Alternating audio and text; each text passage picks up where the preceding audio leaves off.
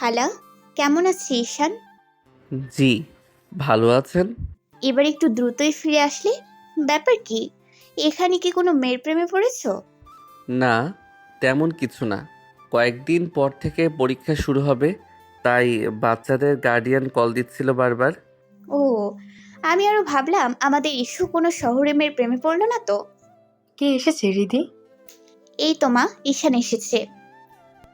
রিদির মা ঈশানকে দেখে ভীষণ খুশি হলেন। তার হাত ধরে হাঁটতে থাকা ইরা তো পারলে উড়ে ঈশানের কাছে চলে আসে। ইরা কাছে আসতেই ঈশান কোলে নিয়ে বলল, মামুনি, তুমি কেমন আছো? আমি খুব ভালো আছি। ইস্যু, তুমি আমার জন্য চকলেট আনোনি? ইস রে, একদম ভুলে গেছি। তুমি পচা হয়ে গেছো ইস্যু। আগের মতো আমাকে ভালোই বাসো না। কি হচ্ছে ইরা? তোমাকে না বললাম ওকে আপনি করে বলবে? ও তোমার টিচার হয়। সমস্যা নেই, ও আমাকে তুমি করেই বলুক। এই যে মামুনি, তোমার চকলেট। আমি কি আমার ইরাবতীর কথা ভুলতে পারি? এই শহরে তুমি ছাড়া আমার কে আছে? ইরা চকলেট নিয়ে দৌড়ে গেল পড়ার টেবিলের দিকে। এদিকে রিদির মা এসে ঈশানের হাত ধরে বললেন, কি রে নীলিমা, কেমন আছে? শরীর ভালো হয়েছে? জি খালাম্মা, আগের থেকে অনেকটাই সুস্থ। রিদির মা ঈশানের গালে মুখে হাত বুলি দিয়ে একটা দীর্ঘশ্বাস ফেলে বললেন, কত বড় হয়ে গেছিস তুই। তোর বাবা মারা যাওয়ার সময় এতটুকু ছিলি। তোদের মা তোদের জন্য অনেক কষ্ট করেছে। কখনো মাকে কষ্ট দিস না বাবা। দোয়া করবেন খালাম্মা, আল্লাহ যেন আমার মাকে দ্রুত সুস্থ করে তোলেন। ঈশান ইরাকে পড়াতে চলে গেল। এদিকে রিদি কিছুক্ষণ চুপচাপ ঈশানের কথা ভাবে, আর সেই মানুষটার কথা ভেবে যার কারণে আজ তার এই অবস্থা। ঈশান সম্পর্কে হৃদির মায়ের দুঃসম্পর্কে এক বোনের ছেলে। তাদের গ্রামের বাড়ি একই এলাকায়। ঈশানের বাবা নেই, সে তার বড় বোন আর মা, এই নিয়ে তাদের সংসার। ঈশান ছোটবেলা থেকে ভীষণ মেধাবী। তার মা খুব কষ্ট করে তাকে ইন্টার পাস করান। এরপর ঈশান শহরের ভার্সিটিতে চান্স পায়। তার মা ভয় পেয়ে গিয়েছিলেন কিভাবে এত খরচ সামলাবেন, কিন্তু এখানে এসেই ঈশান বেশ কয়েকটা টিউশনি পেয়েছে। রিদির মা গ্রামে ঘুরতে গিয়ে জানতে পারেন ঈশানের ব্যাপারে। এরপর তিনি নিজেই ওকে খুঁজে বের করেন। এদিকে রিদির বাবা ছিলেন শহরের বেশ প্রভাবশালী ব্যবসায়ী। গত বছর প্রায় 2 মাস অসুস্থ থাকার পর তিনি মারা গেছেন। রিদির বাবা নিজে পছন্দ করে তার এক বন্ধুর ছেলের সাথে রিদির বিয়ে দিয়েছিলেন, কিন্তু রিদির স্বামী সাকিব ছিল চরিত্রহীন। যখন রিদির মা হওয়ার সংবাদ জানতে পারে তখন ভেবেছিল সাকিব এটা শুনলে খুব খুশি হবে, কিন্তু তাকে অবাক করে দিয়ে সাকিব সেদিনই আরেকটা মেয়েকে নিয়ে বাসায় আসে। নিজের জীবনের সবচেয়ে সুখের দিন মুহূর্তেই ঘন অন্ধকারে রূপ নেয়। এরপর থেকে শুরু হয় তাদের সংসারের অশান্তি। একসময় রিদি জানতে পারে শুধু এই মেয়েই নয়, সাকিবের এরকম আরও বেশ কয়েকটা মেয়ের সাথে সম্পর্ক আছে। রিদির বাবা শেষে বিরক্তি হয়ে মেয়ের ডিভোর্স করাতে বাধ্য হন। আজ 5 বছর হলো সাকিব কানাডা থাকে। দেশে আসে মাঝে মাঝেই, কিন্তু কখনো তার নিজের মেয়েকে দেখতে আসে না। ইরার কাছে রিদি তার মা, রিদি তার বাবা। রিদি নিজের অতীত ভুলে এখন পুরোদস্ত ব্যবসায়ী। বাবার রেখে যাওয়া ব্যবসা নিজের কাঁধে তুলে নিয়েছে ও। ঈশানের বেশিরভাগ স্টুডেন্টই কলেজ পড়ুয়া, তাই রিদি মাঝে মাঝেই বলে না আসার কথা, কারণ এত ব্যস্ততার মাঝে ওর মেয়ে সবে স্কুল জীবনে পা রেখেছে। ওকে পড়ানোটা ঝামেলায় বটে, কিন্তু ঈশান বেশ আগ্রহ নিয়ে পড়াতে আসে। অন্তত অন্য সব স্টুডেন্টদের চেয়ে ইরা তার কাছে বেশি গুরুত্বপূর্ণ।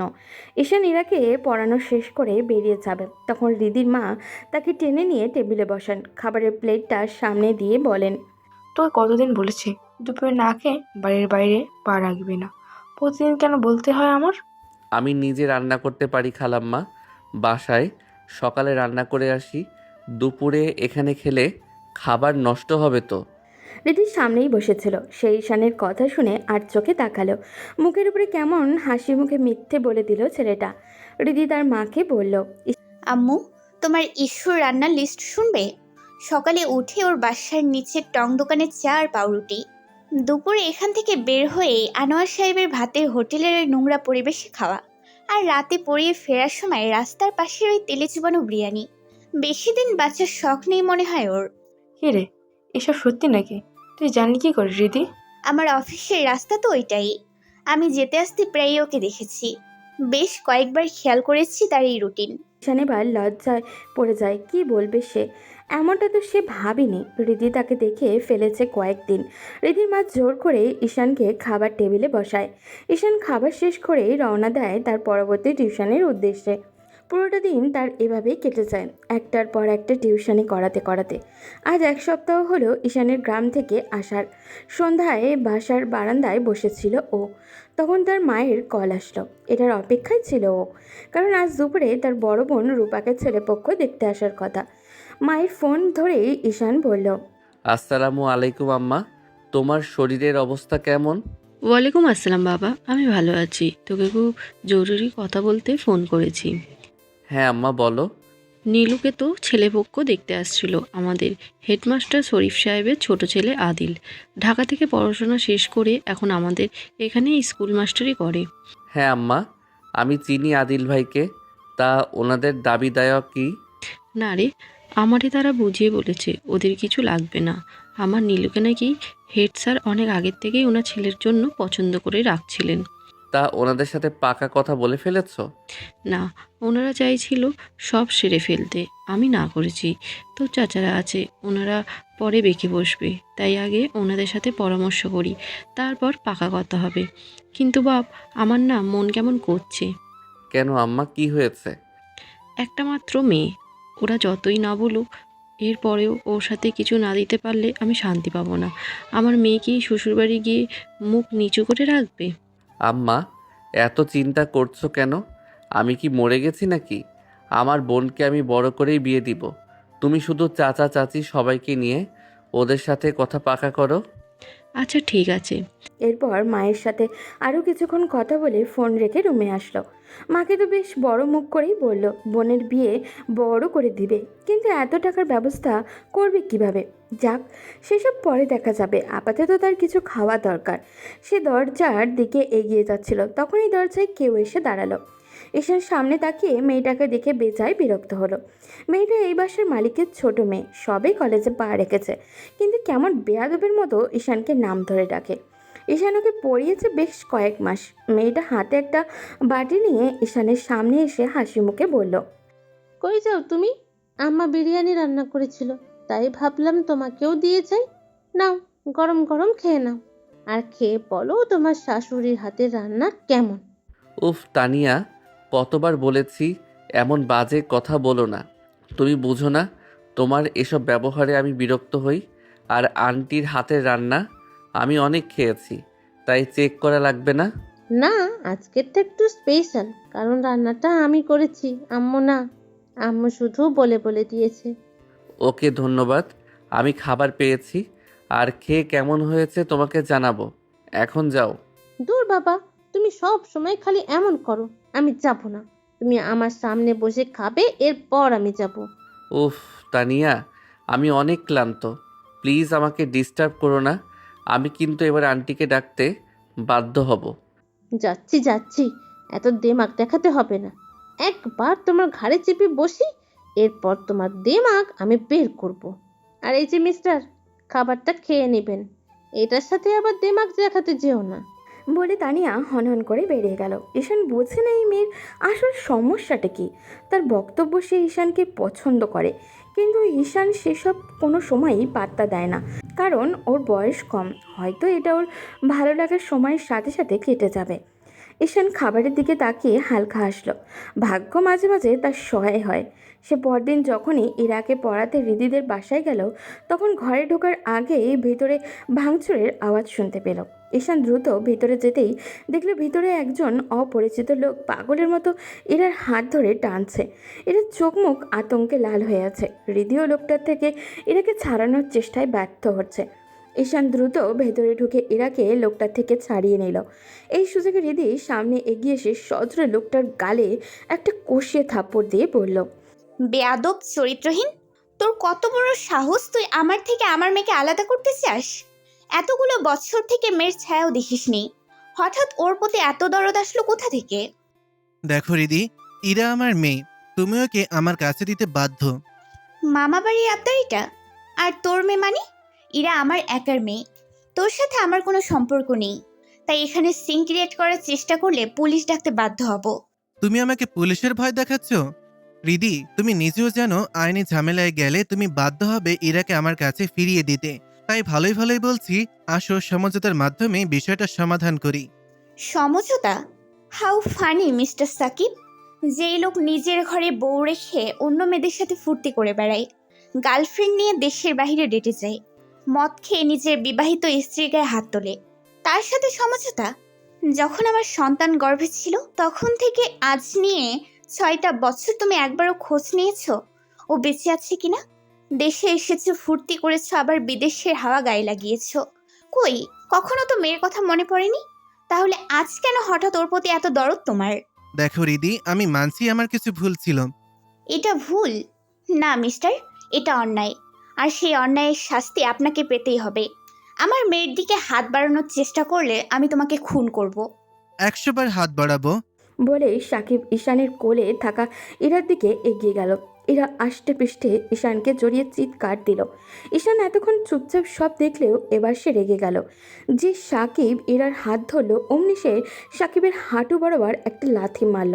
সাকিব সঙ্গে সঙ্গে মুখ থুবড়ে মেঝেতে পড়ল। ঈশান দ্রুত হৃদির কোলে ইরাকে দিয়ে সাকিবের কলার চেপে ধরল। দুজনের মধ্যে ধস্তাধস্তি শুরু হলো। এক পর্যায়ে সেটা তুমুল মারামারিতে পরিণত হলো। হৃদি ইশারায় তার মাকে কাছে ডাকলো। হৃদির মা কাছে আসতেই সে ইরাকে ওনার কোলে দিয়ে উপরে যেতে বলল। হৃদির মা দ্রুত উপরে যেতে হৃদির রান্নাঘর থেকে ছুরিটা এনে সাকিবের দিকে এগিয়ে যেতে যেতে বলল, তুই আমার নরম দিকটা দেখেছিস, কিন্তু প্রয়োজনে আমি ঠিক কতটা নৃশংস হতে পারি আজ আমি তোকে সেটা দেখাবো। খুব শখ না আমার থেকে আমার মেয়েকে কেড়ে নেয়ার? আয় দেখি তোর কত সাহস। হৃদির এমন ভয়ঙ্কর চেহারা দেখে সাকিব কিছুটা ঘাবড়ে গেল। সাথে ঈশানের এমন ব্যবহার, সব মিলিয়ে সে চলে যাওয়ার পথেই পা বাড়ালো। যাওয়ার সময় পিছন ফিরে বলল, আমি এই অপমানের বদলা নেব রিদি।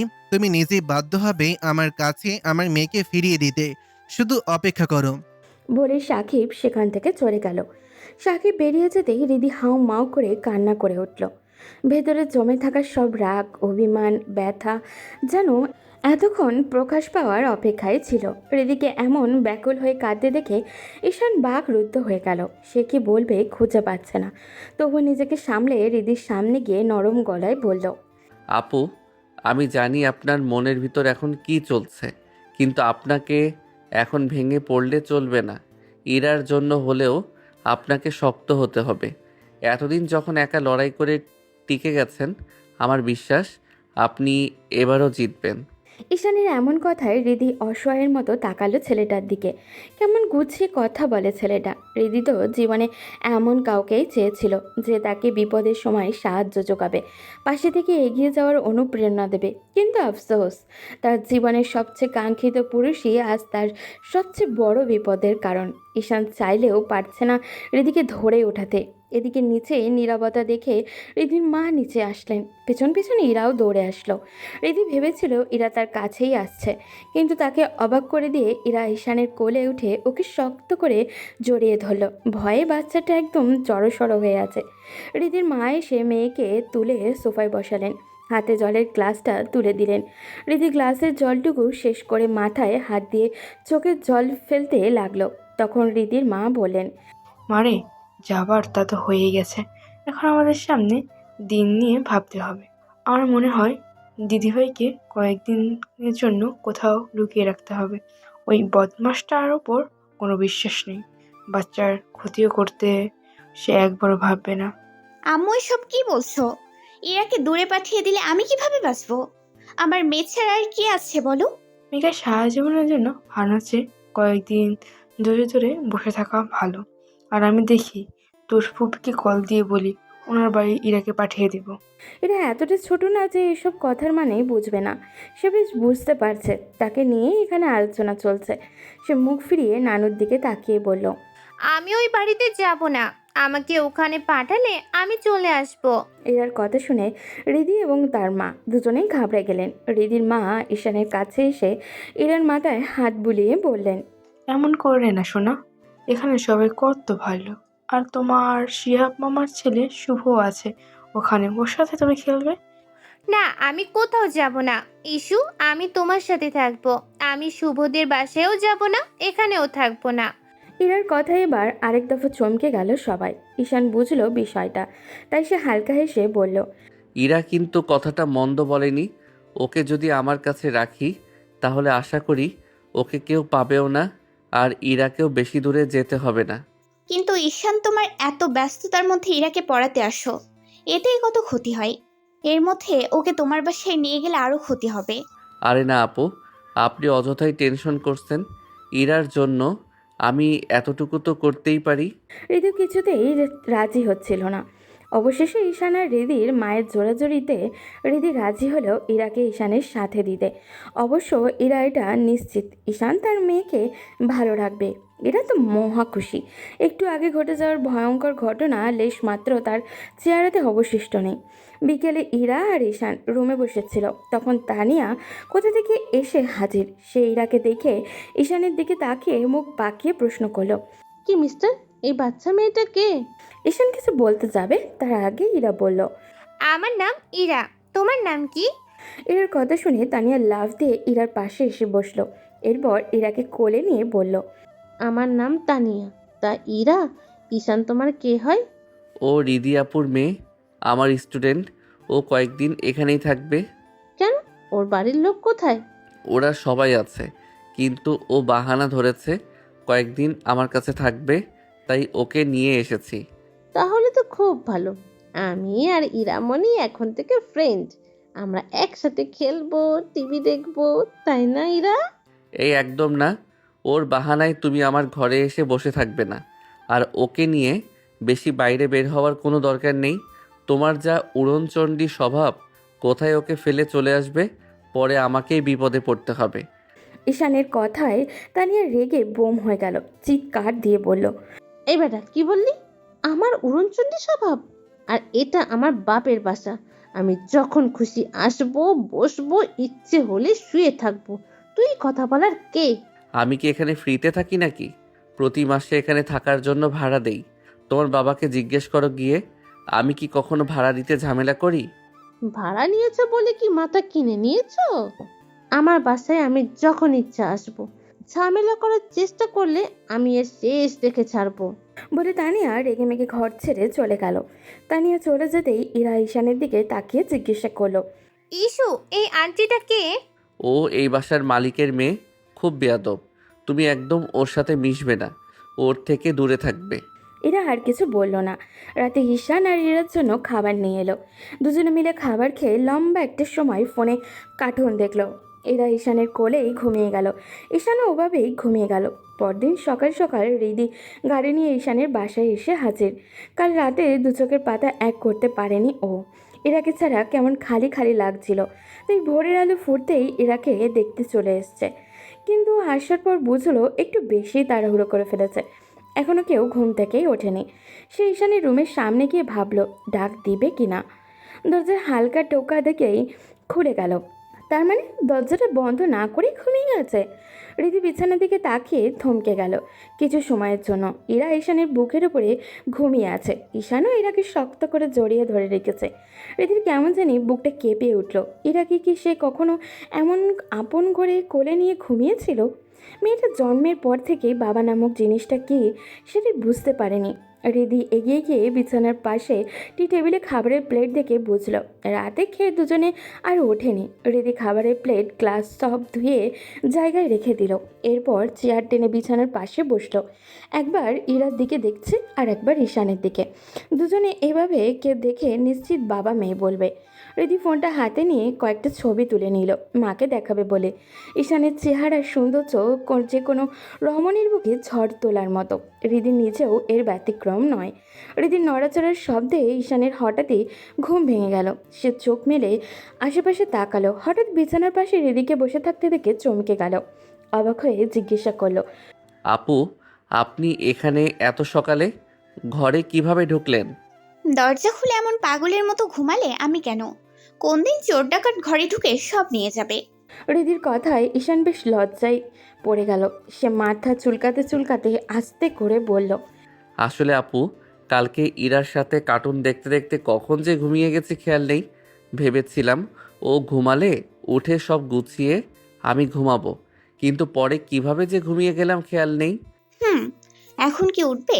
হ্যাঁ আপু, আপনি বসুন, আমি আপনার জন্য চা বানাই। দরকার নেই, আমি বানাচ্ছি। তুমি যাও, হাত মুখ ধুয়ে এসো। আপনি আজ প্রথম আমার বাসায় আসছেন আপু, আমি বানাই, আপনাকে কষ্ট করতে হবে না। চুপচাপ যেটা করতে বলেছি করো, এত ফর্মালিটি দেখাতে হবে না।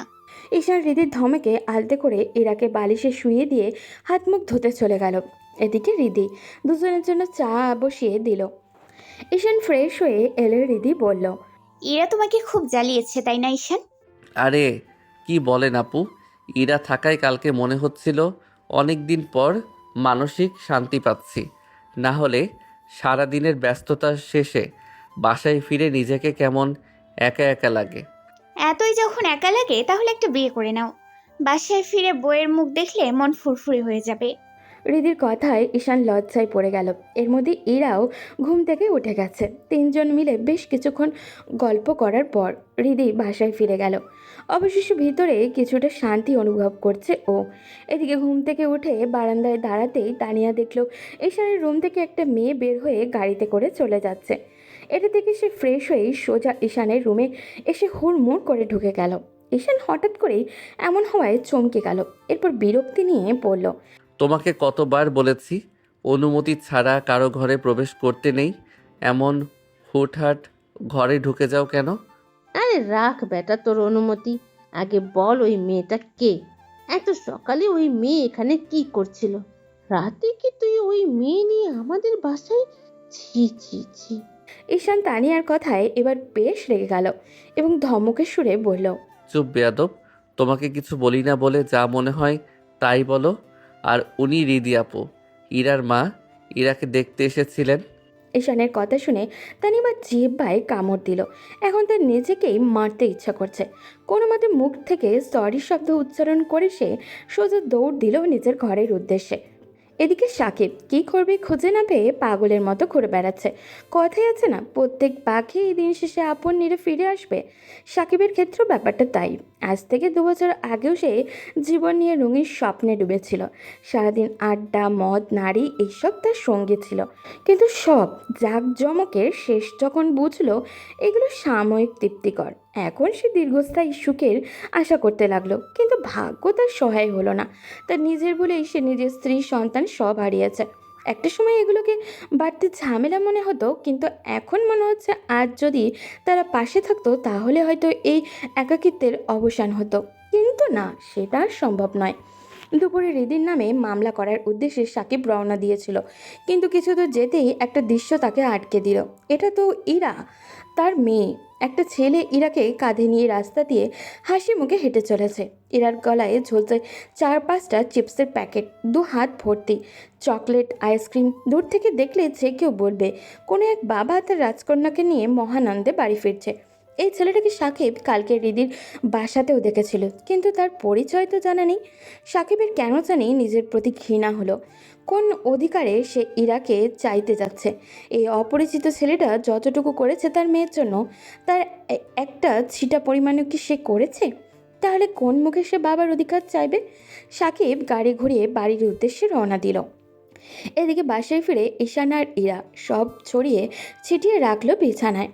ইরা আইসক্রিম খেতে গিয়ে গাল মুখ সব মাখিয়ে ফেলেছে। ঈশান দুপুরের খাবার রান্না করছে। সে না হয় রাস্তায় এইসব খাবার খেয়ে অভ্যস্ত, তাই বলে কি এই বাচ্চাটাও এসব খাবার খাওয়াবে নাকি? এর থেকে ভালো নিজেই রান্না করা।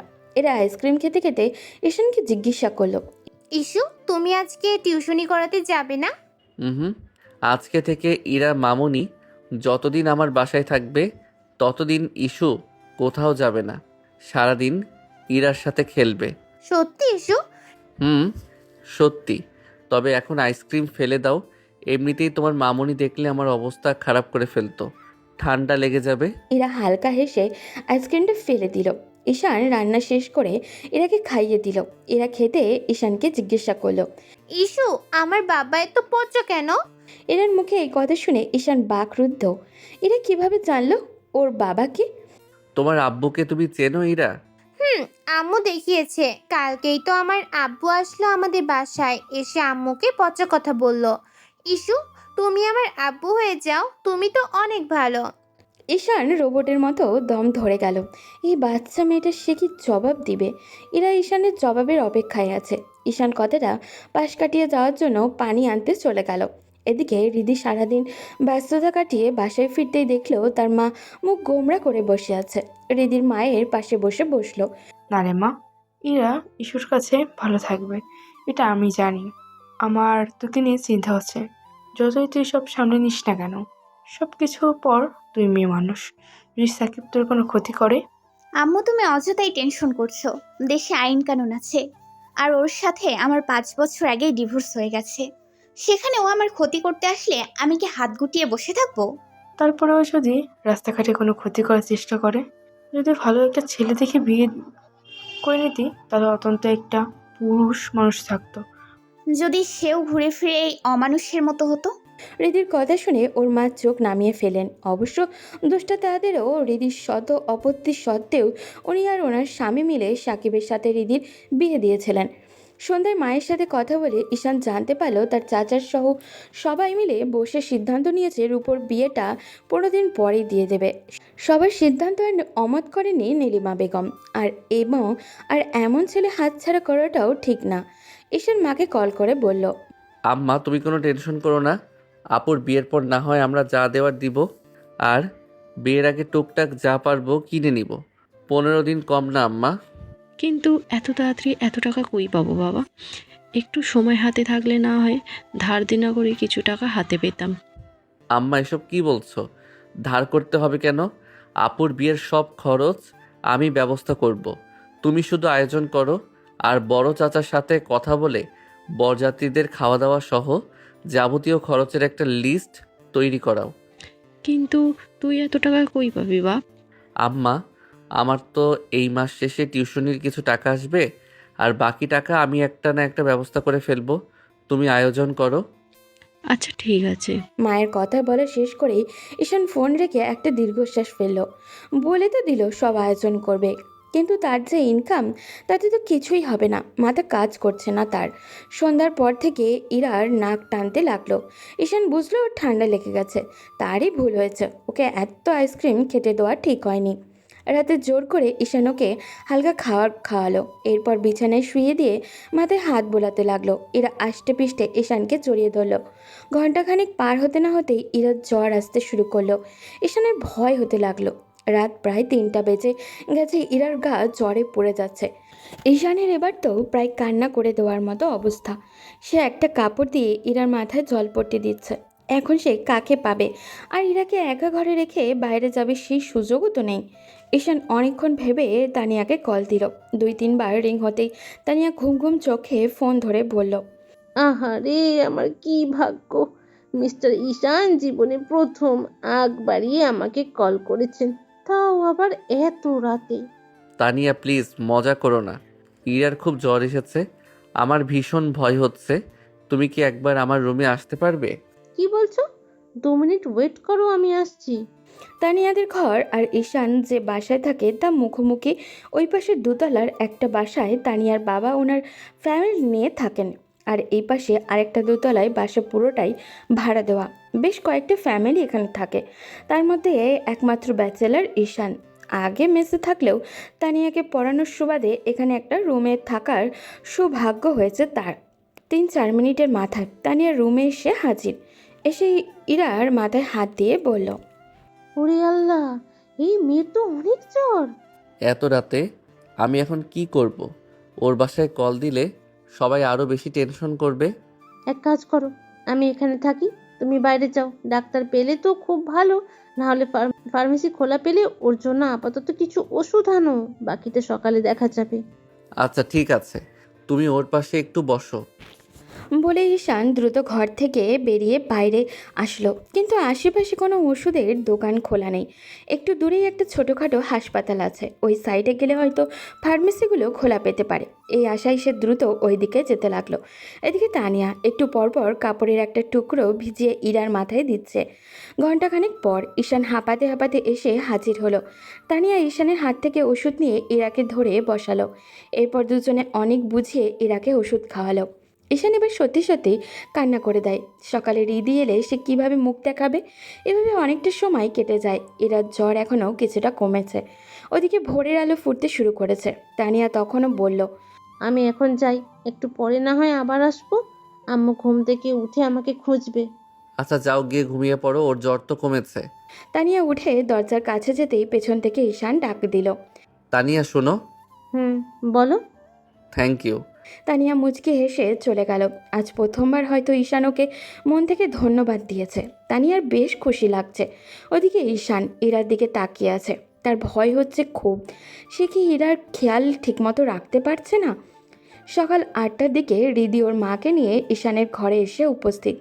আজও দরজা খোলা দেখে রিদি একটু বিরক্ত হলো, কিন্তু তার বিরক্তি মুহূর্তেই কেটে গেল যখন ভিতরে প্রবেশ করলো। কারণ ভিতরে ঢুকতেই দেখলো ইরা বিছানায় শুয়ে আছে আর তার পাশে চেয়ারে হেলান দিয়ে ঈশান ঘুমাচ্ছে। ইরার মাথায় জলপট্টি দেখে রিদি বুঝতে বাকি নেই ওর জ্বর এসেছে। রিদি গিয়ে ইরার মাথায় হাত দিয়ে দেখলো জ্বর হালকা হয়ে এসেছে। এবার তার ঈশানের প্রতি মায়া হলো। 2 দিনে এই ছেলেটা কত কষ্ট করেছে তার মেয়ের জন্য। তার কি ঈশানকে এভাবে কষ্ট দেওয়াটা কি ঠিক হচ্ছে? নিশ্চয়ই না। রিদির মা ঈশানের অবস্থা দেখে মুচকি হেসে রিদিকে বলল, বলেছি না, ইরাকে নিয়ে চিন্তা করলেও চলবে।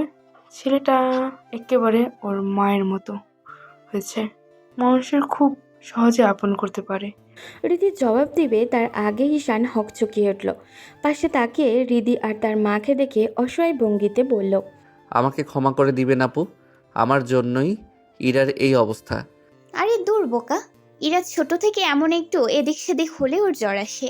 তোমার জন্য ওর ক্ষতি হতে যাবে কেন?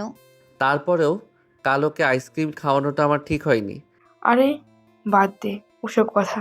এই মেয়েকে আমি ভালো করে চিনি। ও কারো কথা শোনার মতো নাকি? শুনলাম রূপার নাকি বিয়ে ঠিক হয়েছে। রাতে তোর শফিক সাথে সাথে কথা হয়েছে, উনি বলল। জি খালাম্মা, আমাদের গ্রামের স্কুলের হেড স্যার শরীফ আঙ্কেল ওনার ছেলের জন্য আপুকে পছন্দ করেছেন। তাহলে তো খুব ভালো। আমাদের রূপা তো দেখতে কম সুন্দর না, তা বিয়ে কবে ঠিক হলো? 27 তারিখ খালাম্মা।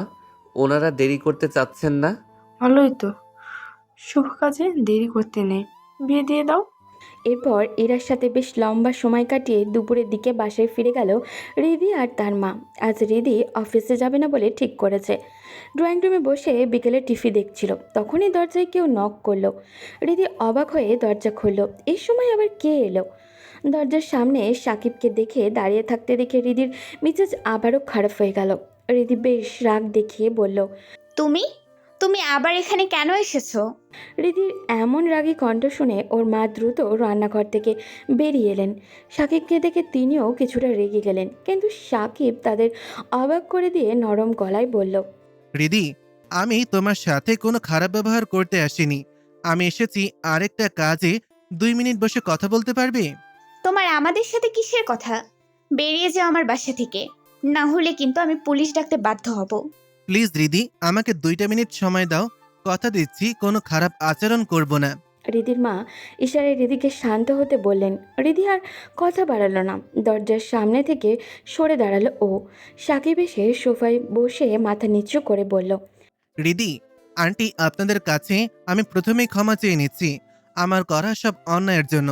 আমি জানি আমার থেকে এত বছরে আপনারা যে কষ্ট পেয়েছেন সেটা ক্ষমার অযোগ্য। তবুও ক্ষমা চাচ্ছি, পারলে মাফ করে দিবেন আমায়। আমি আজ কোনো খারাপ উদ্দেশ্য নিয়ে আসিনি, এসেছি আপনাদের থেকে বিদায় নিতে। সারা জীবন উন্মাদের মতন দৌড়ে জীবন নষ্ট করেছি। সময় থাকতে ভালো জিনিসের কদর করিনি, এখন আমি সেগুলোর মূল্য দিতে পারছি। যাক সেসব কথা, এখন আসল কথায় আসি। আমি এবার দেশে এসেছিলাম শুধুমাত্র আমার মেয়ের জন্য। সব হারিয়ে আমি এখন বড্ড একা। ভেবেছিলাম ইরাকে পাশে পেলে হয়তো একাকিত্ব কিছুটা হলেও কমবে, কিন্তু সেখানে এসে আমি উপলব্ধি করলাম আমি ঠিক কতটা অমানুষ। নিজের মেয়েকে কখনো বাবা ডাকার স্বাদটা আমি দিতে পারিনি। আজ আমার মেয়ে আমাকে দেখলে কান্না করে, ভয়ে হাত পা গুটিয়ে ফেলে। এর থেকে কষ্টের আর লজ্জার আর কি আছে? তাহলে তোমার কি ধারণা ও তোমাকে দেখে নাচতে নাচতে তোমার কোলে উঠবে? ও যখন আমার পেটে, তখন তুমি আমাকে ডিভোর্স দিয়েছো। ওকে নিজের সন্তান বলে স্বীকার করতে চাওনি। আমাকে জীবনের সবচেয়ে জঘন্য অপবাদ দিয়ে চূর্ণ বিচূর্ণ করে দিয়েছো। আজ কিভাবে আশা করো ও তোমাকে বাবা বলে মেনে নেবে? আমি জানি রিদি, আমার প্রতিটা অপরাধের উপযুক্ত শাস্তি আমি পাচ্ছি। সত্যি বলতে আমি কাল বেরিয়েছিলাম থানায় গিয়ে তোমাদের নামে মামলা করতে, কিন্তু বিশ্বাস করো, রাস্তায় বেরিয়ে যখন ইরাকে ওই ছেলেটার কাঁধে চড়ে শহরের অলিগলি ঘুরতে দেখলাম, তখন আমার নিজের প্রতি ঘৃণা এসেছে। আমি শুধু ওদের দিকে তাকিয়েছিলাম জানো। আমার মনে হচ্ছিল আমি বাবা হয়ে ইরার জন্য যা করতে পারিনি, ওই অপরিচিত ছেলেটা সেটা করতে পেরেছে। আমার কি অধিকার আছে ইরাকে তোমাদের কাছ থেকে কেড়ে নেওয়ার? তাই তো এই সিদ্ধান্ত নিয়েছি এই দেশ ছেড়ে চলে যাওয়ার। আজ এসেছি শুধু তোমাদের থেকে ক্ষমা চাইতে।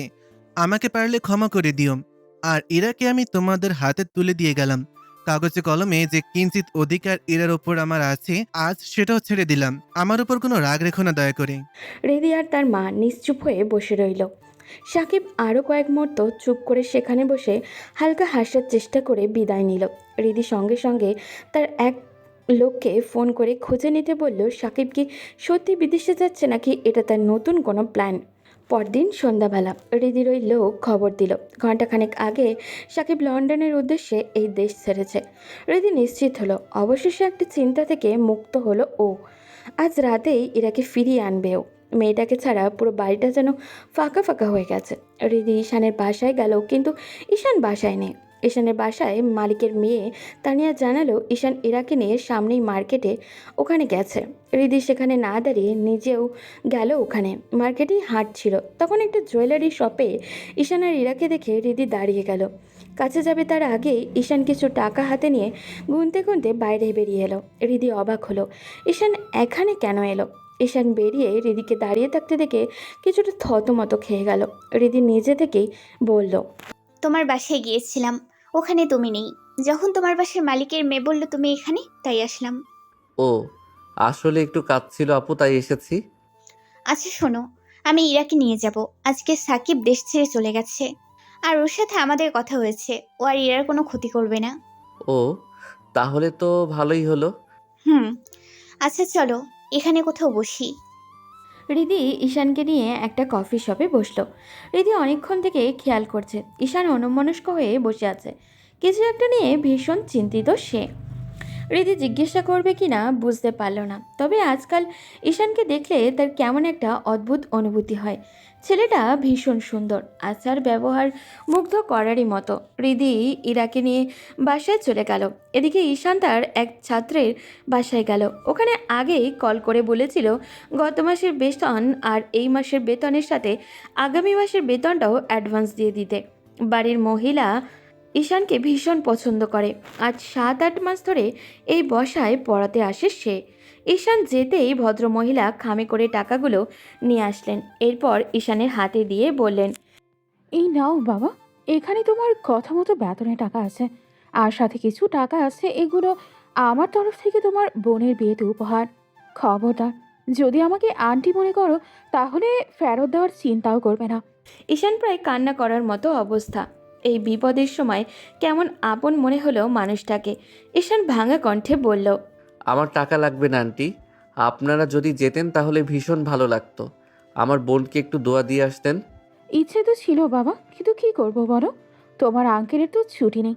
এরপরেও চেষ্টা করব। তুমি এখন এসব নিয়ে চিন্তা করো না, নিশ্চিন্তে যাও, বোনের বিয়ে দিয়ে আসো। আর যদি কোনো কিছুর প্রয়োজন হয় তাহলে আমাকে কল করবে। দোয়া করবেন আন্টি। ঈশান হাসি মুখে বেরিয়ে আসলো।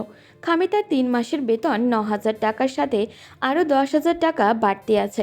ঈশানের ভীষণ ভালো লাগে ওনাকে। এই বিপদে 1 টাকা কোটি টাকার চেয়েও বেশি দামি মনে হয়। এদিকে রাতে শুয়ে ইরা এদিক সেদিক করছে, ঘুমাচ্ছে না। রিদি এটা দেখে জিজ্ঞাসা করলো, কি হয়েছে মামুনি, ঘুমাচ্ছ না কেন? ঘুম আসছে না আম্মু, ইস্যুর কথা ভীষণ মনে পড়ছে। এই কয়েকদিন ইস্যু আমাকে প্রতিদিন গল্প বলে ঘুম পাড়িয়ে দিত আম্মু। আমাকে ইস্যু ভীষণ ভালোবাসে। মেয়ের কথায় রিদি হালকা হাসল।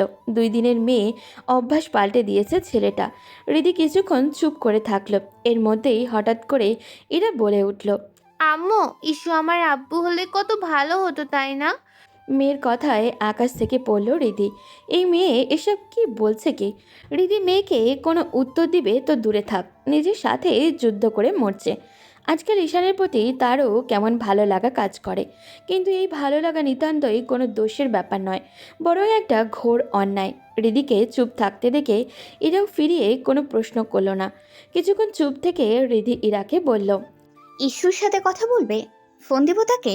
ইস্যুর ফোন তো বিক্রি করে দিয়েছে আজকে। শুধু ফোন না, ইস্যু তার হাতের ঘড়ি, একটা চেন সব বিক্রি করে দিয়েছে।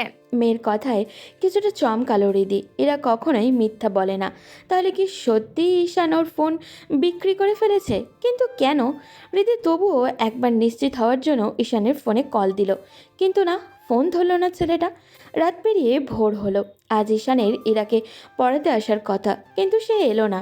হৃদি অফিস থেকে ফেরার পথে ঈশানের বাসায় গেল, কিন্তু দরজায় তালা দেওয়া। হৃদির এবার কিছুটা চিন্তা হলো। ঈশানের প্রতি নিজের মনের গভীরে থাকা অনুভূতিগুলো যেন ধীরে ধীরে উপলব্ধি করতে পারছে হৃদি। কিন্তু এটা কি তার ঠিক হচ্ছে? হৃদি নিজেকে বোঝাতে চাইছে, কিন্তু মন বুঝতে নারাজ। সেই সাদামাটা ছেলেটাকেই হৃদির মনে ধরেছে। পরের দিন দুপুরবেলা হন্তদন্ত হয়ে ঈশান এলো হৃদিদের বাসায়। হৃদি ঈশানের ক্লান্ত চেহারার দিকে তাকালো। এই চেহারার গভীরতা অনেকটা। ছেলেটা এই বয়সে পুরো একটা পরিবারের বোঝা মাথায় নিয়েই করে। সকাল থেকে রাত দম ফেলার সময় নেই যেন। ইরা তার প্রিয় বন্ধুকে পেয়ে যেন গল্পের ছুরি খুলে বসেছে। হৃদি উপরে দাঁড়িয়ে সবই দেখছে। ঈশান চোখ ফিরিয়ে হৃদিকে তাকিয়ে থাকতে দেখে হালকা হাসলো। হৃদির কেন জানি ভালো লাগলো ব্যাপারটা, কিন্তু অদ্ভুত অনুভূতি তার। ইরাকে পড়ানো শেষ করে ঈশান যখন ফিরবে তার আগেই হৃদি তার মাকে ডাকলো।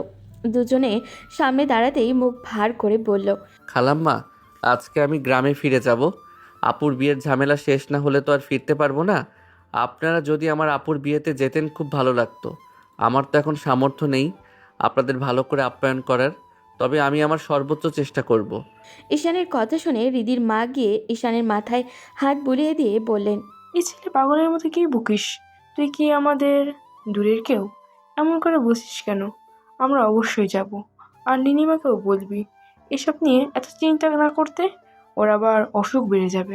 হৃদি উপরে যাওয়ার জন্য পা বাড়ালো, এরপর আস্তে করে বলল, ঈশান, তুমি যাওয়ার সময় একবার আমার রুমে এসে তারপর যেও। আর এখন আগে খাবার খাও, আম্মু ওকে না খাইয়ে ছাড়বে না। আপু, আমার একটু তাড়া ছিল। কি এমন রাজকার্য উদ্ধার করতে হবে তোমার? চুপচাপ খেয়ে তারপর বাকি সব। হৃদির ধমকে ঈশান চুপ মেরে গেল। মিনিট কয়েকের মাথায় হৃদির রুমের সামনে এসে ঈশান হাজির। হৃদির অনুমতি নিয়ে ভিতরে প্রবেশ করতেই হৃদি জিজ্ঞাসা করলো, কি এত অল্প সময়ে খাওয়া শেষ? জি আপু। আচ্ছা, কালকে রাতে কয়েকবার কল দিলাম, তোমার ফোন কোথায়? হৃদির কথায় ঈশানের গলা শুকিয়ে গেল। সে থতমত খেয়ে জবাব দিল, ও, ফোনটা একটু নষ্ট হয়ে গিয়েছিল, ঠিক করাতে দিছি। হৃদি কিছুক্ষণ চুপ করে ঈশানের দিকে তাকিয়ে থাকলো। ঈশান এই চাহনির মানে জানে না, তবে হৃদি যে তাকে ভিন্ন চোখে দেখছে এটা স্পষ্ট। হৃদি এবার ঈশানের সামনে এসে বেশ রাগী গলায় বলল, আজকাল তুই মুখের ওপর কেমন ঠাস ঠাস করে মিথ্যা বলিস। আমি তো মাঝে মাঝে অবাক হই। প্রথম যখন ইরাকে পড়াতে আসতি তখন মনে হতো ভাজা মাছটা উল্টে খেতে পারিস না, আর এখন তোর কথার মধ্যেই কেমন রহস্য লুকিয়ে থাকে। মানে আপনি কি বলছেন আমি কিছুই বুঝতে পারছি না। তুই আমাদের এতটাই দূরের মনে করিস ঈশান? আমি জানি তোদের আর্থিক অবস্থা এখন ভালো না, এর মধ্যে আন্টি আবার অসুস্থ। এসব সামলে এখন বিয়ের খরচ সামলানো তোর জন্য কষ্টের হবে, তাই বলে তুই সেটা একবার আমাদের সাথে শেয়ার করবি না? ঈশান রীতিমতো কাঁপতে লাগলো। হৃদি তার ব্যাপারে এত কিছু জানলো কি করে? ঈশান চুপ থাকতে দেখে হৃদি আবারও বলল, আমাদের জন্য তুই এত করিস, আমরা তোকে কত আপন মনে করি, কিন্তু তুই নিজের ফোন বিক্রি করেছিস, ঘড়ি বিক্রি করেছিস, এসব আমার শুনতে হয় ইরার কাছ থেকে। কেন? তুই আমাকে বললে কি আমি তোকে টাকা দিয়ে হেল্প করতাম না? আসলে আপু, আমি চাচ্ছিলাম না কারোর কাছ থেকে সাহায্য নিতে। আমি প্রায় সব গুছিয়ে ফেলেছি। কয়েক জায়গায় টিউশনির টাকা আটকে ছিল, ওরা প্রায় সবাই দিয়ে দিয়েছে। আর অল্প কিছু টাকার দরকার ছিল, সব মিলিয়ে বিয়ের খরচ চলে যেত, তাই আর আপনাদের বলিনি। তা বলবে কেন? তুই তো এখন একাই 100। এসব বলে লজ্জা দিবেন না আপু। আপনারা না থাকলে এই শহরে আমার টিকে থাকাটাই মুশকিল হতো। আপনি আর খালাম্মা প্রথমে আমাকে যেভাবে আগলে রেখেছেন, আমি সবসময় সেটার জন্য কৃতজ্ঞ থাকব। হৃদি হুট করে ঈশানের শার্টের কলার শক্ত করে চেপে ধরল। ঈশান ভয় পেল এবার। হৃদি তার সাথে কখনোই এমন আচরণ করেনি। তারপর আবার রাস্তাকে তুই করে বলছে। হৃদি রাগ দেখিয়ে বলল, আমার তোর এসব কথা শুনলে রাগ হয়, বুঝেছিস? আমার সামনে এত ফর্মালিটি দেখিয়ে কথা বলবি না। শোন, আমি এখন তোকে কিছু টাকা দিচ্ছি, এগুলো নিয়ে সোজা গ্রামে যাবি। রূপা আমারও বোন, ওর বিয়েতে কোনো আয়োজনের কমতি হলে আমি কিন্তু তোকে ছাড়বো না। আর আমার ফোনটা নিয়ে যা, আমি সিম খুলে রেখেছি। এখন থেকে এটা তুই ইউজ করবি, আমি নতুন একটা কিনে নিব। ঈশান কোনো জবাব দিল না, তার চোখ টলমল করছে। হৃদি কেমন যেন নেশাগ্রস্তের ন্যায় চেয়ে রইল ছেলেটার দিকে। কোনো মানুষকেই কাঁদলেও সুন্দর লাগে। হৃদি ঈশানকে কিছু বলতে না দিয়ে বলল, শোন, ফোনটা আমি তোর জন্য দিচ্ছি না। ইরা রাতে হঠাৎ করে বলে তোর সাথে কথা বলবে, তখন ওকে সামলানো আরেক ঝামেলা। ঘুরে ফিরে ফোন আমার কাছে না থাকলেও আমার কাছেই ব্যবহার হবে, তাই চুপচাপ নিয়ে যা। আপু প্লিজ। চুপ, একদম কোনো কথা না। সময় মতো আমার ফোন ধরবি, আর আমরা রূপার বিয়ের আগের দিন পৌঁছে যাব। ঈশানের কিছু বলতে পারল না। হৃদির দেওয়া টাকার ফোন নিয়ে গ্রামের উদ্দেশ্যে রওনা দিল। এদিকে হৃদি রুমে বসে হাঁপাচ্ছে। একটু আগে সে কী করেছে, নিজের উপরে যেন নিয়ন্ত্রণ ছিল না ওর। কেমন অধিকার খাটালো সে ছেলেটার উপরে। অবশ্যই এতে যতটা না অস্থিরতা কাজ করছে, তার থেকে বেশি ভালো লাগছে ওর। এখনও তার কানে ভাসছে ইরার বলা কথাটা। ওদিকে গ্রামে ফিরে চাচাদের নিয়ে বেশ ধুমধাম করেই বিয়ের আয়োজন শুরু করলো ঈশান। তবে তার মনেও হৃদির এমন ব্যবহার দাগ কেটে গেছে। রাতে মা আর বোনের সাথে বসে তৃপ্তি করে খেয়ে শুয়েছে ঈশান। ইতিমধ্যেই ফোনটা বেজে উঠল। হৃদি ভিডিও কল করেছে, তাও আবার এই সময়। ঈশান ফোন ধরতেই ইরার মুখকে ভেসে উঠল স্ক্রিনে। ঈশান মুচকি আসলো। ইরা হাত নাড়িয়ে বলল, ইস্যু কেমন আছো? আমি ভালো আছি মামনি, তুমি কেমন আছো? আমিও ভালো আছি। ঈশান ইরার সাথে গল্প করছে, পাশ থেকে হৃদিকে দেখা যাচ্ছে। ঈশান হৃদির দিকে মাঝে মাঝে আর চোখে তাকাচ্ছে। হৃদিকে দেখলে কেউ বুঝতেই পারবে না তার 5 বছরের একটা মেয়ে আছে। এদিকে হৃদি এক ধ্যানে ইরা আর ঈশানের আড্ডা উপভোগ করছে। এদের দুজনকে দেখলে যে কেউ চোখ বন্ধ করে বলে দিবে এরা দুজন বাবা মেয়ে। হৃদির কেন জানি লোভ হলো নিজের জীবনটা নতুন করে শুরু করার। এভাবে আর কত? দেখতে দেখতে কয়েকটা দিন কেটে গেছে। রূপার বিয়ের 2 দিন বাকি। আজ হৃদি আর তার মাও ঈশানদের বাসায় যাবে। হৃদি গতকাল রাতেই নিজের ইচ্ছার কথা তার মাকে জানিয়েছে। হৃদির মা তো ভীষণ খুশি। ঈশানের কথা শুনে তো উৎসাহ দ্বিগুণ হলো। অবশেষে তার মেয়ে নিজের জন্য উপযুক্ত কাউকে পছন্দ করেছে। এদিকে ঈশান একা হাতে মাকে আর বোনকে সামলাতে ব্যস্ত। দুজনের মনই খারাপ। দুপুর গড়িয়ে বিকেল হতে চললেও ঈশান অপেক্ষা করছে। এতক্ষণে তো হৃদিদের চলে আসার কথা। সন্ধে নামবে নামবে এমন অবস্থা। তখন হৃদি আর তার মা ইরাকে নিয়ে ঈশানদের বাসায় এসে হাজির হলো। ইরা গাড়ির দরজাটা খুলতেই দৌড়ে গিয়ে ঈশানের কোলে উঠে পড়ল। ঈশান সবাইকে নিয়ে ভিতরে গেল। হৃদির মা এসেছেন শুনে পাশের বাড়ির কয়েকজন মহিলাও আসলেন। সবার সাথে গল্পে বেশ জমে উঠল। এদিকে হৃদি রূপার সাথে বসে আছে, সঙ্গে কয়েকটা মেয়ে। রূপা বিয়ে নিয়ে যে ভীষণ চিন্তিত তা তার চোখ মুখ দেখে স্পষ্ট বোঝা যাচ্ছে। হৃদি আর রূপা প্রায় সমবয়সী। হৃদি রূপার কাঁধে হাত দিয়ে বলল, তুই কি বিয়ে নিয়ে চিন্তা করছিস? রূপা জবাব দিল না। হৃদি ব্যাপারটা বুঝতে পেরে বলল, ভয় পাওয়ার কিছু নেই রূপা, বিয়ে তো একদিন করতেই হতো। আমি এসব নিয়ে চিন্তা করছি না দিদি, আমার চিন্তা আম্মাকে নিয়ে। আমি না থাকলে আম্মাকে দেখে রাখবে কে? কেন আমি আছি না রূপা আপু? তোমাকে তো বললাম আমার সাথে তোমার ভাইকে বিয়ে করিয়ে দাও, দেখবে চাচি আম্মার খেয়াল আমি একাই রাখতে পারবো। কথাটা বিছানায় বসে থাকা 3টা মেয়ের মধ্যে একজন বেশ হাসি মুখে বলল। রূপা চোখ গরম করে বলল, তুলি, তোকে না বলেছি সবসময় এরকম ঢং করবি না? ইস্যু তোর এইসব কথা শুনলে রাগ করে, জানিস না? ওর রাগ করাতে আমার যেন মহাভারত অশুদ্ধ হয়ে গেল। আমার পেছনে গ্রামের কত ছেলে ঘুরঘুর করে, তুমি জানো না? তো জানা, ওদের থেকে একজনের গলায় ঝুলে পড়। আমার ভাইটাকে জ্বালানো বন্ধ কর। জি না, তা হচ্ছে না। বিয়ে তো আমি তোমার ভাইকেই করব, জাস্ট ওয়েট অ্যান্ড সি। এদিকে মেয়েটার কথা হৃদির যেন সহ্য হচ্ছে না। হৃদিকে এইভাবে তাকিয়ে থাকতে দেখে রূপা হালকা হেসে বলল, আরে ওর কথা ছাড় তো। আমাদের বড় চাচার ছোট্ট মেয়ে তুলি, ও একটা আস্ত পাগল। হৃদি কোনো জবাব দিল না। পরদিন সকাল থেকেই বিয়ের আয়োজন শুরু হলো।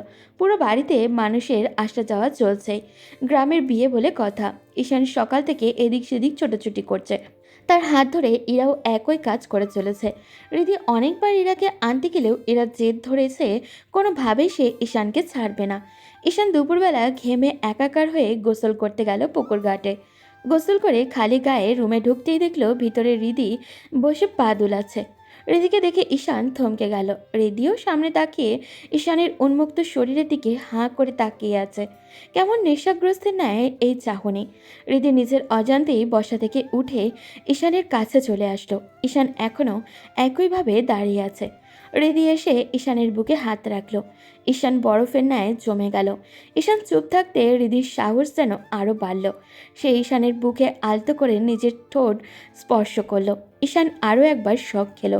রিদির থেকে কিছুটা দূরে সরে গিয়ে বলল, আপু কি করছেন আপনি? রিদিও যেন হুঁশ ফিরে পেল।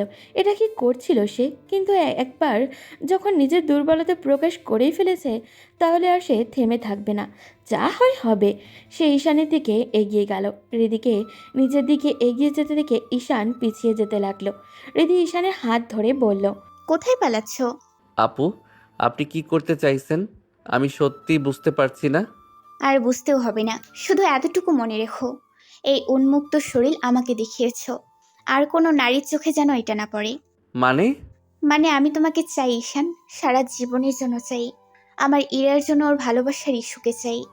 কিন্তু আমি জানি ঈশান তুমি কি বলবে, এত সমাজ পরিবার এসবের দোহাই দিবে তো। না ঈশান, এসব মিথ্যা। দিন শেষে মানুষ একাই, কতজন কত কিছু বলে, সব কি আর গায়ে মাখলে চলে? তোমার যদি আমাকে মেনে নিতে আপত্তি না থাকে তাহলে পুরো দুনিয়া আমাদের বিরুদ্ধে গেলেও আমরা সুখে থাকবো। আর যদি তুমি আমাকে না চাও তাহলে এই দুনিয়া আমাদের মাথায় তুলে রাখলেও কোনো লাভ হবে না। এবার বলো, তুমি আমাকে মানতে পারবে ঈশান? আমি নতুন করে আরেকবার নিজের জীবন শুরু করতে চাই। রিদির এমন কথায় ঈশান কথা বলার শক্তি হারিয়ে ফেলল। কি জবাব দিবেও? অবশ্য রিদিকে ফিরিয়ে দেওয়ার সাহসও নেই। সেও যে নিজের অজান্তেই রিদির প্রতি দুর্বল। ঈশানকে চুপ থাকতে দেখে রিদি হালকা হাসার চেষ্টা করে বলল, কুল ডাউন ঈশান, এত ভয় পাওয়ার কিছু না। তোমার যদি আমাকে পছন্দ না হয় বলতে পারো। আমি যথেষ্ট ম্যাচিওর, আর জীবনের উত্থান পতন আমি অলরেডি দেখে ফেলেছি। তাই তোমার উত্তর যদি নাও হয় তবু আমি ভেঙে পড়ব না। তাই নিশ্চিন্তে নিজের ইচ্ছার কথা আমাকে জানাতে পারো। তেমন কিছুই না, আসলে আমার একটু সময় চাই। আমি এখনও নিজের স্থায়ী কোনো আয়ের পথ পাইনি। এই সময় আপনার আর ইরার দুজনের দায়িত্ব সামলানো আমার পক্ষে সম্ভব না। আর আমার পক্ষে আপনার টাকায় চলাও সম্ভব না। তবে এতটুকু বলতে পারি, স্বপ্নেও আমার ইরাবতীর বাবা হওয়ার প্রস্তাব পাওয়াটা আমার জন্য পরম সৌভাগ্যের। সেখানে এই প্রস্তাব ফিরিয়ে দেওয়ার মতো বোকামি আমি করব না। রিদির চোখে মুখে জলজল করে উঠল। ঈশান যে ঘুরিয়ে পেঁচিয়ে তার প্রস্তাবের সম্মতি জানাতে চাইছে, এতেই সে আকাশের চাঁদ হাতে পেয়ে যাবার মতো অবস্থা। রিদি এবার ঈশানের আরও কাছে এগিয়ে বলল, আর ইরার মায়ের, তার পথ চলার সাথী হতে পারাটাকে তোমার কাছে কেমন লাগে ঈশান? ঈশান লজ্জায় মাথা নিচু করে ফেলল। রিদি হাত বাড়িয়ে ঈশানকে জড়িয়ে ধরতে যাবে তার আগেই ঈশানের নাম ধরে ধরে ডাকতে ডাকতে নীলিমা বেগম ঈশানের রুমের দিকে আসতে লাগলেন। ঈশান দ্রুত দূরে সরে গিয়ে নিজের কাপড় বের করতে লাগলো। নীলিমা বেগম রুমে এসে ঈশান আর রিদিকে একসাথে দেখে কেমন করে তাকালেন, এরপর নিজে নিজেই হাসলেন। আজ সকালেই রিদির মা ওনাকে ঈশান আর রিদির ব্যাপারটা নিয়ে বলেছেন। নীলিমা বেগমের আপত্তি নেই, তিনি তো সবসময় চান তার ছেলেটা ভালো থাকুক, আর ইরার প্রতি ওর টানও তিনি দেখেছেন। নীলিমা বেগম একটু সময় চুপ করে থাকার পর বললেন, কত করে না করলাম, গায়ে হলুদের জন্য এত আয়োজনের দরকার নেই। কে শোনে কার কথা? এখন দেখ কত ঝামেলা বেড়েছে। বাইরে বাবুর্চি এসে বসে আছে, তাড়াতাড়ি আয় বাপ।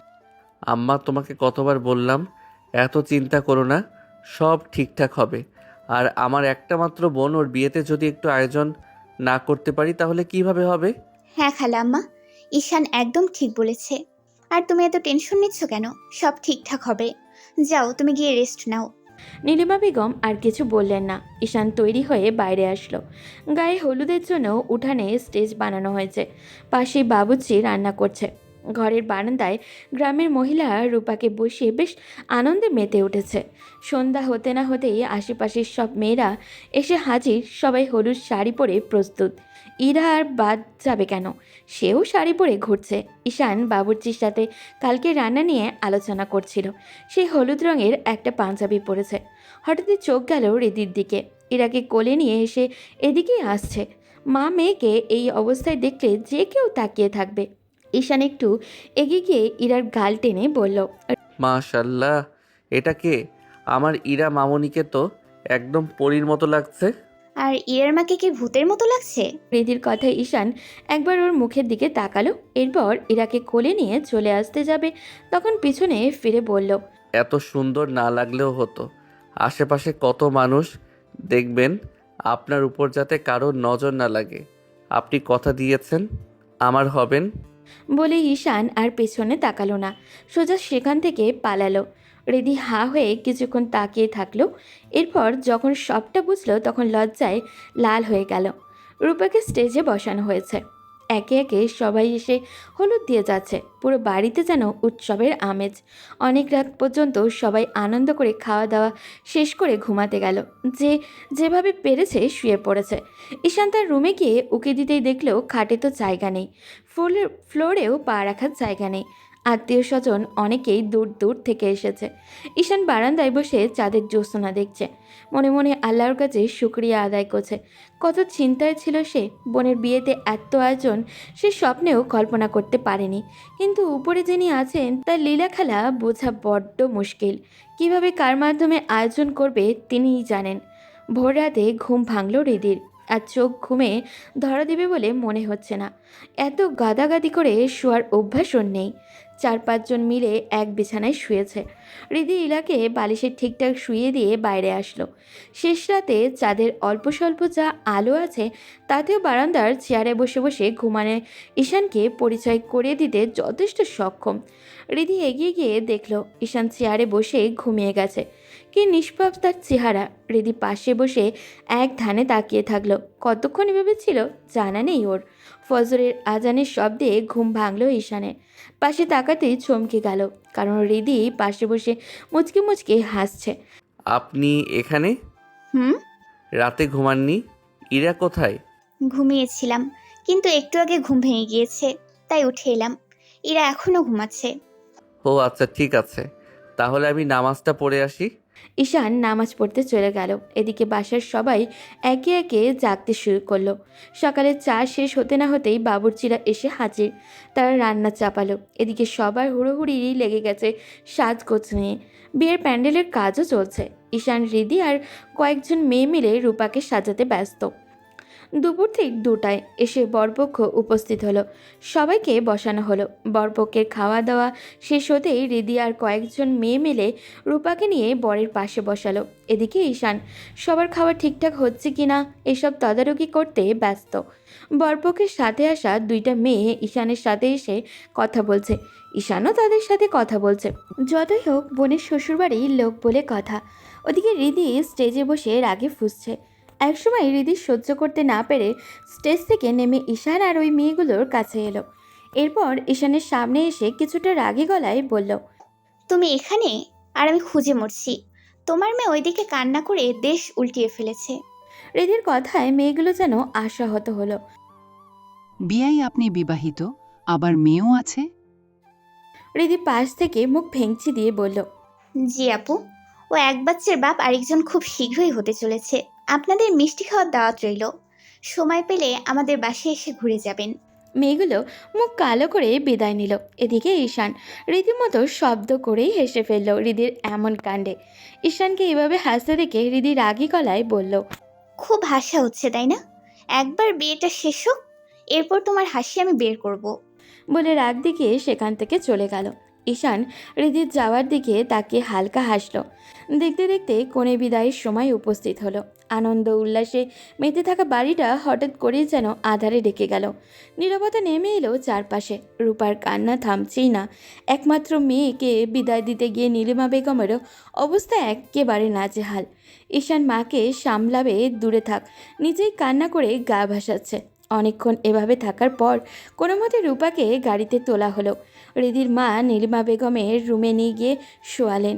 ঈশানও দরজার পাশে দাঁড়িয়ে কান্না করেই যাচ্ছে। রিদির মা এবার কিছুটা ধমকে সুরে ঈশানকে বললেন, ইস্যু হচ্ছে রে কি এসব? এত বড় ছেলে কোথায় মাকে সামলাবে, নিজে ভেবে করে কাছে। বোন কি লকারে সাজিয়ে রাখা জিনিস? মেয়ে হয়ে যখন জন্মেছে বিয়ে তো দিতেই হবে। আর দেখিস রূপাও খুব খুশি হবে। এখন কান্না থামিয়ে যা বাইরে দেখ, সব ছড়িয়ে ছিটিয়ে আছে। কালকে তোর বউ ভাত, এখানে দাঁড়িয়ে কাঁদলে হবে? রিদির মায়ের ধমকে ঈশান চোখ মুছে বাইরে গেল। সব কিছু তো তাকেই সামলাতে হবে। পরদিন যথারীতি বৌভাতের অনুষ্ঠানও শেষ হলো। আস্তে আস্তে আত্মীয় স্বজন সবাই যার যার বাসায় ফিরতে লাগলেন। উৎসবমুখর বাড়িটা ক্ষণে ক্ষণে যেন ফাঁকা হচ্ছে। সেদিন আর ফিরা হলো না রিদিদের। পরদিন ঈশান মাকে বোঝাতে লাগলো তার সাথে আসার জন্য।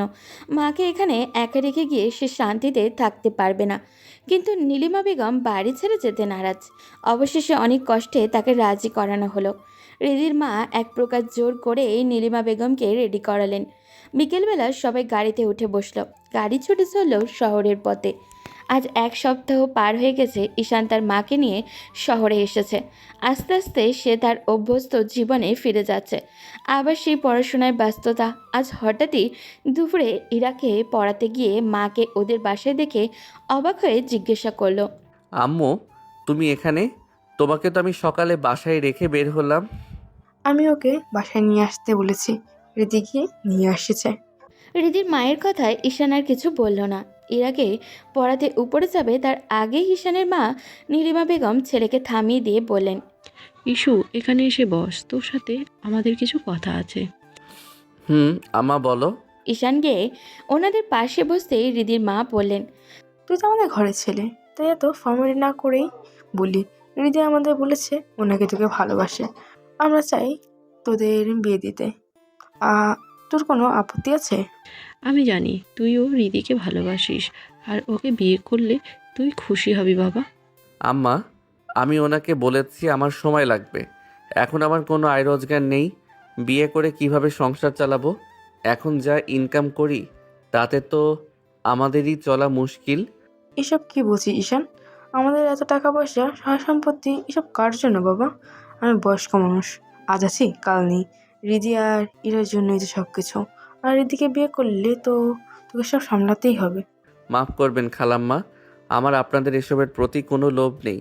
হ্যাঁ, আমি ওনাকে বিয়ে করতে চাই, এটা সত্যি। কিন্তু আমি কখনোই চাই না আমার স্ত্রী সন্তান আমি ব্যতীত অন্য কারো টাকায় খেয়ে পড়ে বেঁচে থাকুক। সমস্যা কি? ধার নাও। যতদিন তুমি চাকরি না পাচ্ছ আমার কাছ থেকে ঋণ নিয়ে চলো।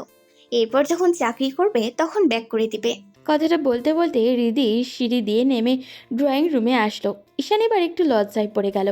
এই মেয়ের কি লাজ লজ্জা বলতে কিছু নেই নাকি? কেমন নিজের বিয়ের কথা নিজেই বলছে। অবশেষে সবার জোরাজোরিতে ঈশানকে রাজি করানো গেল। কালই তাদের বিয়ে। তবে ঈশানের কঠোর নিষেধ, এখন কোনো আয়োজন করা যাবে না। যখন তার টাকা হবে তখন সে নিজেই আয়োজন করবে। সবাই এতে রাজিও হলো। পরদিন দুপুরবেলা যথারীতি ওদের বিয়ে সম্পন্ন হলো। তবে পুরো বাড়িতে আনন্দ বিরাজ করলেও ঘরের এক কোণে দাঁড়িয়ে নীরবে চোখের জল ফেলছে তানিয়া। রিদি নিজেই ওকে দাওয়াত দিয়ে এখানে এনেছে। ঈশান বিয়ের ঝামেলা শেষ হবার পর যখন সবাই চলে যাচ্ছিল তখন তানিয়া সামনে গিয়ে দাঁড়ালো। তানিয়া আজ একদম নীরব। এমনিতে মেয়েটা এক মুহূর্তের জন্য মুখ বন্ধ করতে চায় না। ঈশানের দিকে একবার চোখ তুলে তাকালোও না পর্যন্ত। ঈশান হালকা হেসে বলল, তানিয়া, আমি জানি তুমি এই বিয়েতে খুশি না। আমার তোমার ফিলিংস নিয়ে কোনো সন্দেহ নেই। কিন্তু বিশ্বাস করো, আমার তোমার প্রতি ওই রকম কোনো আকর্ষণ কাজ করে না। আর তোমার এখনও ওই বয়সও হয়নি। তাই তুমি পড়াশোনায় মনোযোগ দাও। আর জানো তো, একজন বুদ্ধিমান মানুষের উচিত সেই মানুষের সাথে জীবন কাটানো যে তাকে ভালোবাসে। কিন্তু আমি তো তোমাকে ভালোবাসি না। তাই প্লিজ নিজের জন্য বাঁচো, ক্যারিয়ারে ফোকাস করো। দেখবে আমার থেকে হাজার গুণ ভালো ছেলে তোমার পেছনে ঘুরঘুর করবে। তানিয়া কিছু বলল না। একবার শুধু ঈশানের দিকে চোখ তুলে তাকালো। এরপর সোজা সেখান থেকে বেরিয়ে গেল। ঈশানের খারাপ লাগলো মেয়েটার জন্য, কিন্তু সে কি করবে? এদিকে ঈশান যখন রিদির রুমে আসলো তখন সামনে ইরাকে ফুল নিয়ে দাঁড়িয়ে থাকতে দেখে অবাক হলো। ইরার হাতে থাকা ফুলটা ঈশানের দিকে বাড়ি দিয়ে বলল, আব্বু, আমাদের নতুন জীবনে তোমাকে স্বাগতম। ইরার মুখে বাবা ডাক শুনে ঈশান তাড়াহুড়ো করে ওকে কোলে নিয়ে বুকে জড়িয়ে ধরল। এদিকে রিদি বিছানায় বসে সব দেখছে। সে উঠে এসে ইরার গাল টেনে বলল, আজকে খুশি হয়েছো মামুনি? তোমার স্বপ্ন তো পূরণ হয়েছে। আজ থেকে তোমার ইস্যুই তোমার নতুন আপু। হ্যাঁ হ্যাঁ, খুব খুশি। এরপর তিনজনে অনেকক্ষণ গল্প করলো। রাতে ইরাকে সাথে নিয়ে রিদির মা আগেই ঘুমিয়ে পড়েছেন। এদিকে ঈশান আর রিদি দুজনেই বিছানার দুই পাশে শুয়ে আছে। বেশ অস্বস্তি হচ্ছে ঈশানের। সে রিদিকে উদ্দেশ্য করে আস্তে করে বলল, আপনি কিন্তু এত তাড়াহুড়ো না করলেও পারতেন। কেন? আমাকে পেয়ে খুশি হওনি? তা না, তবুও সব কিছুর জন্য একটা প্রস্তুতি প্রয়োজন হয়। ঈশানের কথা শেষ না হতে হতেই রিদি ঈশানের একদম কাছে চলে গেল। এরপর আস্তে করে বলল, আমাকে পাগল করতে চাও ছেলে? আমি বারবার নিজের ওপর নিয়ন্ত্রণ হারাচ্ছিলাম। পরে যদি নিজের অজান্তেই তোমার সাথে এমন কোনো ব্যবহার করতাম যাতে তোমার খারাপ লাগে, তাই একদম আমার ব্যক্তিগত সম্পত্তি বানিয়ে নিলাম। বলে রিদি ঈশানের গলায় নিজের দুহাত রাখল। ঈশান হালকা কেঁপে উঠল। রিদি আস্তে আস্তে ঈশানের একদম কাছে নিজের মুখ নিয়ে বলল, আমার তোমাকে চাই ঈশান, একদম নিজের করে চাই। তুমি চাইলেও চাই আর না চাইলেও চাই। কি করছেন? সরুন, আমার কেমন জানি লাগছে। কেমন লাগছে বাবু? প্লিজ সরুন না। রিদি ঈশানের বারণ শুনল না। ঈশানের আরও কাছে চলে গেল। ঈশানও একসময় রিদির সাথে সায় দিতে লাগলো। পূর্ণতা পেল তাদের এক নতুন সম্পর্ক। এরাও এতদিন পরে হলেও কাউকে পেল বাবা ডাকার জন্য। তাদের এই মিষ্টি সংসারের জন্য শুভকামনা জানিয়ে আমাদের আজকের গল্প এখানেই শেষ করছি। দেখা হবে পরবর্তী কোনো গল্পতে। সেই পর্যন্ত সবাই ভালো থাকবেন এবং সুস্থ থাকবেন। আল্লাহ হাফিজ।